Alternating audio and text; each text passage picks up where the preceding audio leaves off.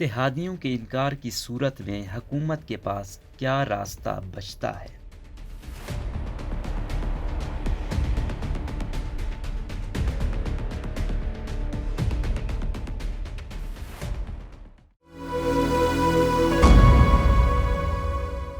حمیرہ کنول کے مطابق 5 ووٹوں کی حامل اتحادی جماعت مسلم لیگ کاف کے رہنما چودھری پرویز الہی نے کہا ہے کہ ہم فیصلہ کر چکے ہیں، لیکن انہوں نے کیا فیصلہ کیا ہے ابھی یہ واضح نہیں۔ مقامی میڈیا پر یہ خبر نشر ہو رہی ہے کہ وزیر اعظم کے چودھری برادران سے ملاقات متوقع ہے۔ ابھی 13 روز پہلے بھی وزیر اعظم نے چودھری برادران سے ملاقات کی تھی۔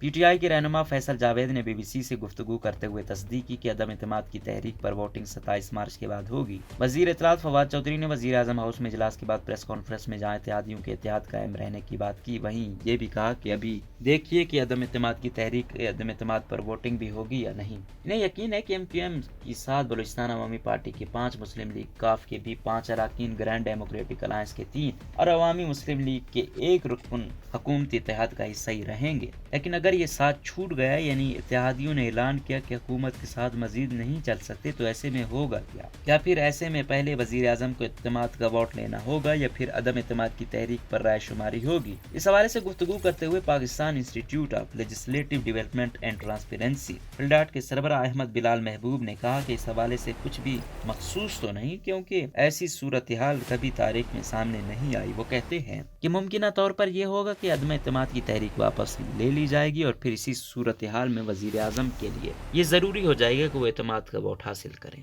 احمد بلال محبوب کہتے ہیں کہ 23 مارچ سے پہلے پارلیمنٹ کا اجلاس بلوانا ہوگا، کیونکہ اس کا نوٹس ہو گیا ہے۔ انہوں نے کہا، مجھے یاد نہیں پڑتا کہ کبھی تاریخ میں پہلے کبھی ایسی صورتحال پیدا ہوئی ہو، لیکن اگر اتحادیوں نے حکومت کا ساتھ چھوڑا تو یہ ملک کے لیے بڑا بحران ہوگا۔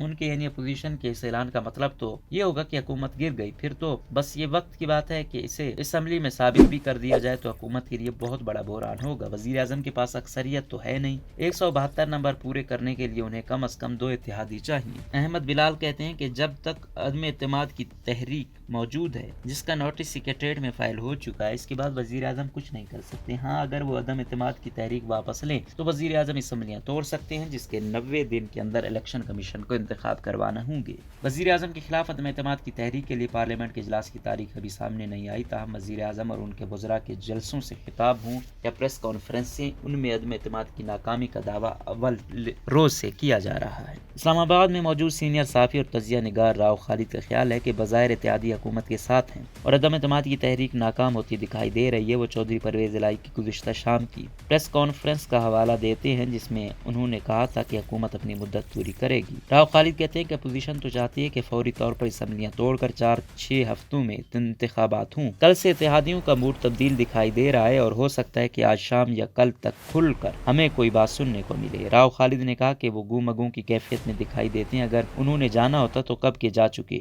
جن کے اشاروں کے وہ منتظر ہیں، ابھی انہیں اشارہ نہیں ملا، وہ گو مگو کی کیفیت میں ہیں۔ حکومتی وزراء نے پیر کو پریس کانفرنس میں کہا کہ دارالحکومت میں ایک بہت بڑا جلسہ ہوگا جس میں 10 لاکھ شرکت کریں گے۔ انہوں نے عدم اعتماد کا ووٹ ڈالنے والوں کو مخاطب کرتے ہوئے کہا کہ آپ کو 10 لاکھوں کے سمندر سے گزر کر جانا ہوگا۔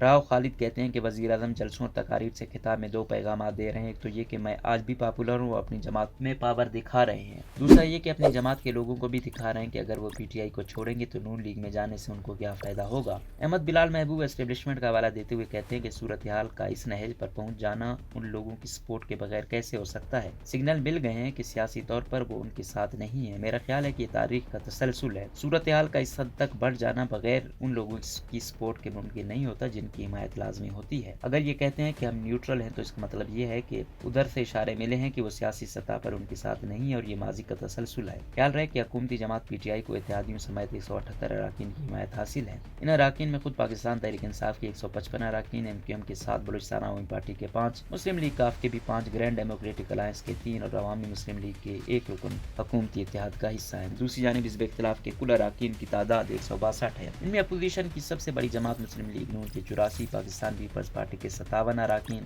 متحدہ مجلس عمل کے 15، BNP کے 4 جب کہ عوامی نیشنل پارٹی کا 1 رکن شامل ہے۔ اس کے علاوہ 2 آزاد اراکین بھی اس اتحاد کا حصہ ہیں۔ اگر پارٹی پوزیشن دیکھی جائے تو اس میں مخالف کو 10 مزید اراکین کی حمایت درکار ہے۔ جماعت اسلامی نے جن کے پاس قومی اسمبلی کی 1 نشست ہے، فی الحال کسی کا ساتھ دینے کا اعلان نہیں کیا۔ حزب اختلاف کی جانب سے حکومتی اتحادی جماعتوں مسلم لیگ کاف اور MQM کے علاوہ جہانگیر ترین گروپ سے بھی رابطے کیے جا رہے ہیں۔ روزنامہ قدرت کی ویڈیو دیکھنے کے لیے ابھی YouTube چینل پر سبسکرائب کریں اور بیل آئیکن پر بھی کلک کریں۔